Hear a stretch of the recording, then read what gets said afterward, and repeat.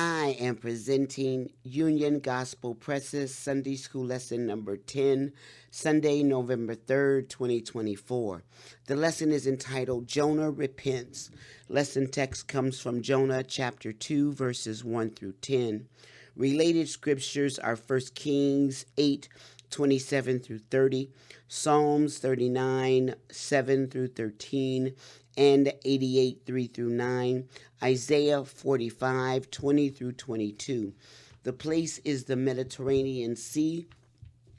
The time is about 780 BC.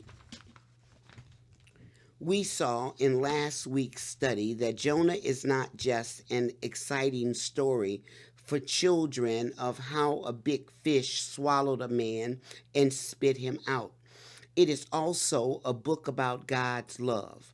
We see God's love in every part of this account. Last week's study focused on how God's love sometimes leads him to discipline us.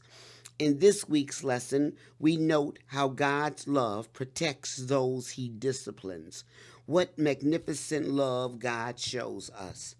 Today's aim, facts. To understand that God provides protection for his people, both physically and spiritually. Principle. To recognize that God's love leads him to protect us while he disciplines us. Application. To understand God's means of protection from spiritual danger. Illustrating the lesson. God protects us from spiritual dangers. Practical points. 1. God's grace is evident as he helps us through the consequences of disobedience. Jonah 2, 1, 2. There is no place too distant and no trouble too severe that our prayers cannot reach the ears of God. Verse 2. 3. Believers benefit from God's discipline as they acknowledge their guilt and submit to God. Verse 3. 4.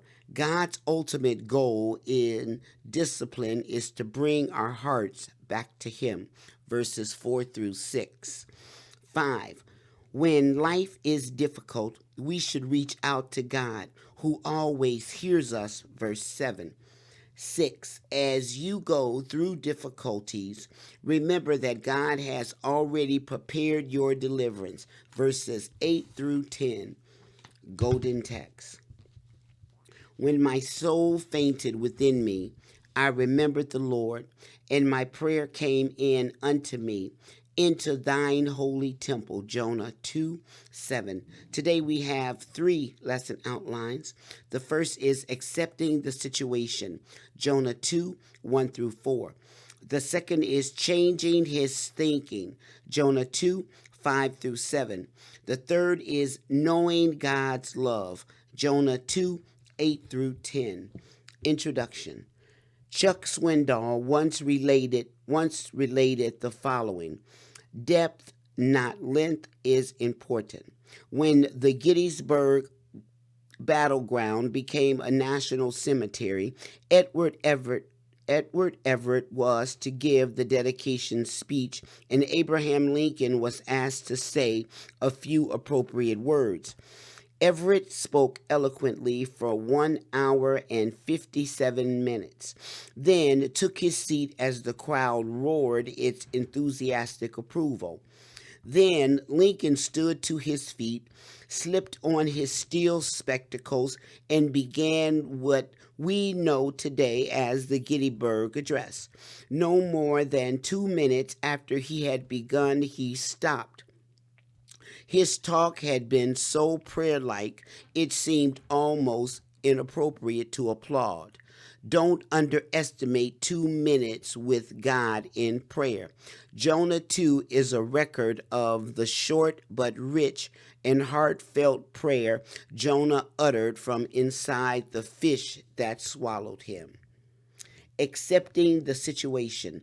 Jonah 2, 1. Then Jonah prayed unto the Lord his God out of the fish's belly, verse 2, and said, I cried by reason of mine affliction unto the Lord, and he heard me. Out of the belly of hell cried I, and thou heardest my voice. Verse 3. For thou hast cast me into the deep, in the midst of the sea, and the floods compassed me about. All thy bows and thy waves passed over me. Verse 4. Then I said, I am cast out of thy sight, yet I will look again toward thy holy temple. Praying in the fish, Jonah 2:1. This is the first time we read about Jonah praying, even though he had previously received direction from God. What we have seen so far is a prophet who was not receptive to God's leading and will in his life. This is difficult to comprehend, for the Lord's Old Testament prophets and their ministries are generally presented in a positive light. This serves as a warning to guard against selfish and sinful attitudes and actions in our lives. The encouraging note, however, is that Jonah's prayer reveals some spiritual growth and maturity. We cannot tell exactly what got hold of his heart and brought about change. Up to this point in time, Jonah had been fleeing from God and trying to hide from him. Now, during his time of great stress, he sought him. Did his near-death experience, the miraculous storm, or the conditions inside the fish cause him to realize how disobedient he was being and give him a healthy fear of God? Dr. Tom Constable notes, one possibility, being willing to die by drowning was one thing, but death by gradual digestion was something Jonah had not anticipated. Sometimes God puts us in a situation that is so uncomfortable that we turn to Him in desperation. If we respond in a godly manner, we will grow from it instead of turning bitter and moving further from Him. Whatever the turning point was, the events God brought upon Jonah caused the disobedient prophet to reach out to him. No situation is ever completely hopeless for God's children. We are assured several times in His Word that nothing is impossible for Him. Matthew 19:26, Luke 1:37. Even when our disobedience causes the situation, He reaches out and is ready to act on our behalf. Crying out to God, Jonah 2:2-3. Jonah's prayer was not for deliverance. It was a prayer of thanksgiving for not drowning. He faced certain death when he was thrown into the sea. So when the large fish swallowed him, it was a spectacular rescue. Verse 1 reminds us that the Lord was still Jonah's God. So it was to him that Jonah prayed. He cried out to him because of the affliction he was experiencing. Jonah's description of his surroundings includes the belly of hell, the deep, the midst of the sea, the floods, and all thy bows and billows and thy waves, verses 2-3. Putting all the phrases together gives us the impression of being buried alive in the sea. It portrays an impossible and hopeless situation unless God steps in. The word translated hell refers to Sheol, the place of the dead. It is often translated as grave, hell, or pit. It is the deepest of depths. Verse 2 consists of two parallel phrases, each of which says Jonah cried out to God, and He heard him. The first phrase tells why he cried, and the second tells from where he cried. Verse 3 explains the causes of this crying. God had hurled him into the sea and its depths. He did not blame the sailors, but recognized the hand of God in what had been done. Following this, he had been surrounded by the waters with no escape. Jonah acknowledged that he had rebelled against God and was deserving of the consequences. The sailors had simply been God's tools for casting him into the sea. Reasoning about the future. Jonah 2:4. The verb in verse 2 is cried. In the Bible, the word often captures one's efforts to call on God. In verse 4, the verb said suggests that Jonah is now conversing with the Lord. Here, a major turnaround in his thinking is evident. After acknowledging that God had cast him out of his sight, Jonah expressed hope and confidence in once again being able to look toward God's holy temple. God had not abandoned Jonah in spite of what he had done, and Jonah seems to have grasped that. The reason for his assurance of restoration reminds us of Solomon's prayer at the dedication of the temple. Yet have thou respect unto the prayer of thy servant, that thine eyes may be open toward this house night and day, even toward the place of which thou hast said, my name shall be there, that thou mayest hearken unto the prayer which thy servant shall make toward this place. 1 Kings 8:28 through 29. According to Solomon, God listens to any prayers directed toward the temple and is willing to forgive them. Verses 30, 34, 36, 39, 45, and 49. In the Old Testament, the temple in Jerusalem was the sacred place where God dwelled. Jonah had this respect for the temple. David once expressed a similar desire when he said, but as for me, I will come into thy house in the multitude of thy mercy, and in thy house will I worship toward thy holy temple. Psalms 5:7. Others throughout the Old Testament also prayed according to Solomon's pattern. Daniel 6:10. Jonah too followed that pattern, showing that he had become filled with hope in God. Changing his thinking. Verse 6. The water compassed me about, even to the soul. The depth closed me round about. The weeds were wrapped about my head. Verse 6. I went down to the bottoms of the mountains. The earth with her bars was about me forever. Yet hast thou brought up my life from corruption, O Lord my God. Verse 7. When my soul fainted within me, I remembered the Lord, and my prayer came in unto thee, into thine holy temple. Describing his condition, Jonah 2:5 through 6. Jonah reflected on what he had already been through and was continuing to experience. The waters that surrounded him were probably both those that engulfed him when he was thrown into the sea and those that kept coming into the fish's stomach. What exactly did Jonah mean when he wrote that the waters compassed me about? Even to the soul, verse 5. It could have been akin to saying he was in the water up to his neck, or perhaps he was saying that he felt close to death. He also said that the deep waters completely engulfed him so that seaweed wrapped around his head. Some of us know the uncomfortable feeling of having seaweed around our feet and legs, so we can imagine the level of discomfort he experienced when it wrapped around his head.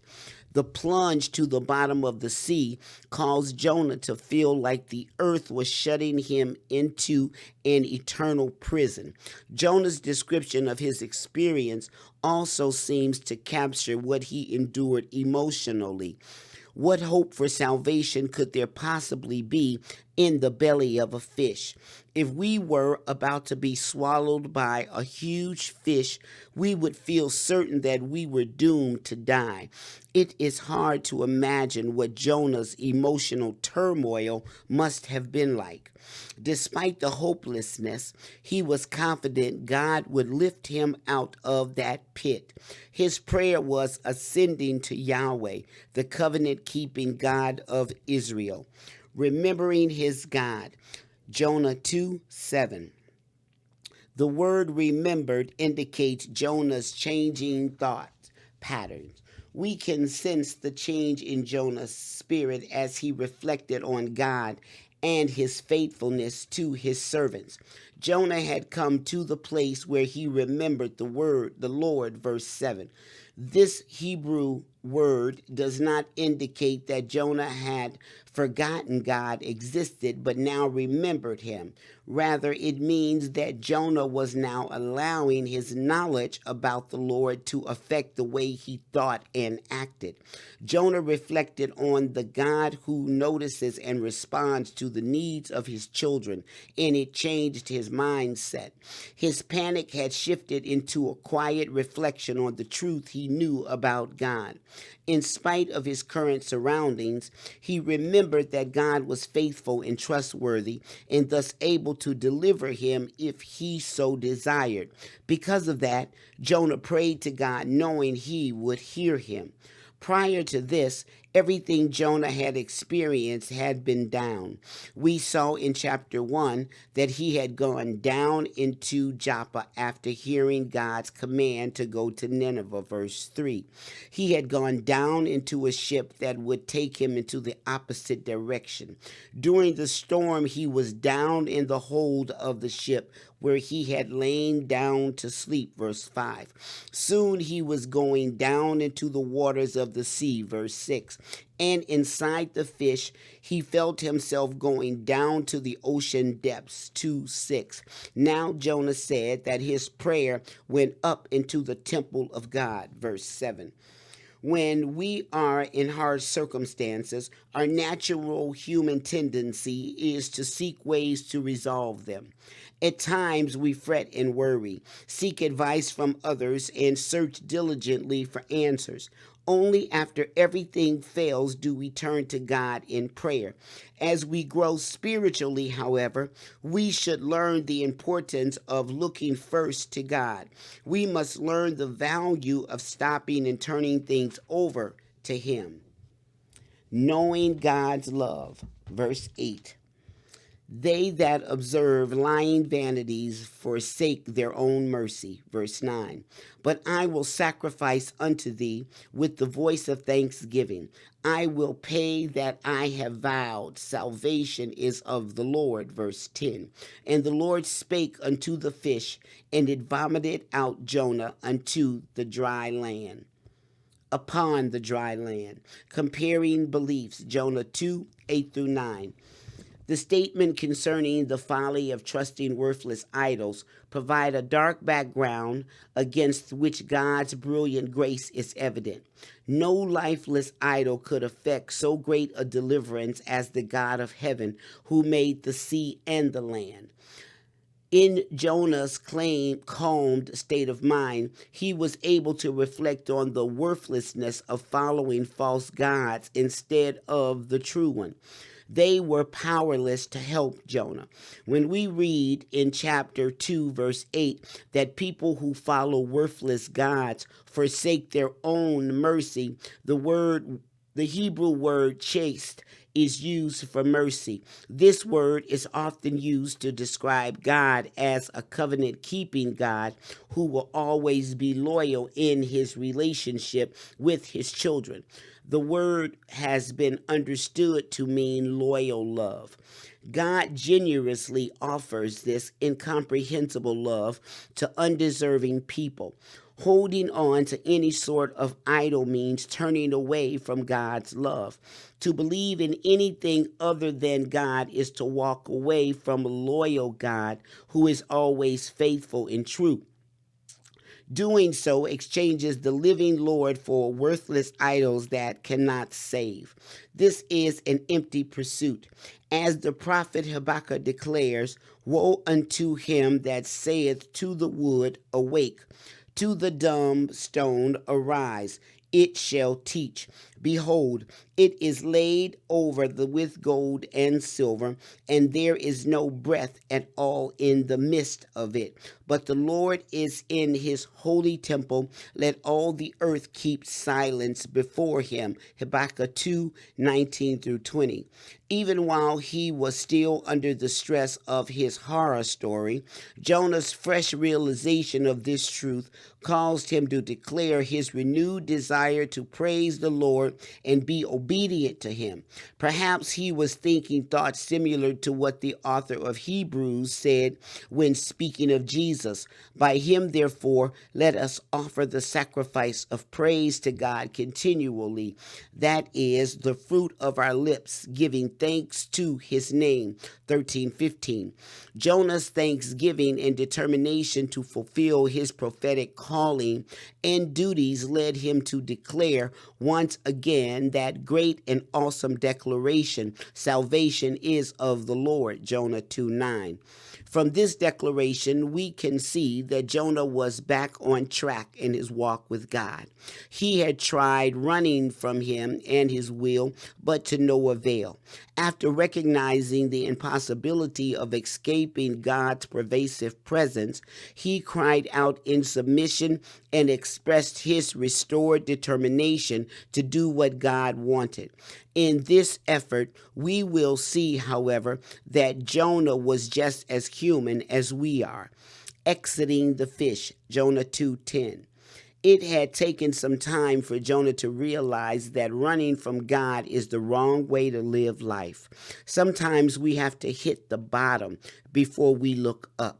It is a reminder that when we see our friends and relatives going in the wrong direction, we should never give up on God and what he is able to do to get their attention and to turn their lives around. God's response was to order the fish to vomit Jonah out onto dry land. After guiding the big fish to the exact spot he wanted, God compelled it to give up its traveling companion. Even this was evidence of God's sovereign hand in the situation. God provided the storm. God provided the great fish. We might even speculate that God sent a rotten mackerel to cause the great fish to spew Jonah out on dry land.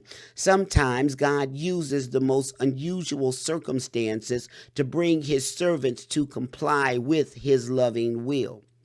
In the fury of the storm and in the tribulation of the fish's belly, God's love for Jonah is brilliantly reflected in Jonah's prayer in chapter 2. Jonah's deliverance from storm and fish is God's love in action. Sometimes that love leads through hard times, but our God can be trusted. Questions. 1. What makes it unusual that this is the first time we read of Jonah praying? 2. What had Jonah been doing that was about to change? 3. What was this prayer of Jonah about, and what was it not about? 4. In what ways did Jonah describe the surroundings he was in?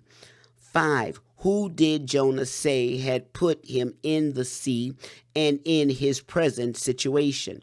6. How did Jonah express hope for the future? 7. What were some of the things Jonah described that he was experiencing during his ordeal? 8. How did things change when Jonah started remembering God? 9. What did Jonah mean by lying vanities, and what was his opinion of them? Jonah 2:8. 10. What did Jonah decide to do, and how did God respond to him? This concludes the Sunday School lesson for Sunday, November 3rd, 2024. Thank you for listening. God bless.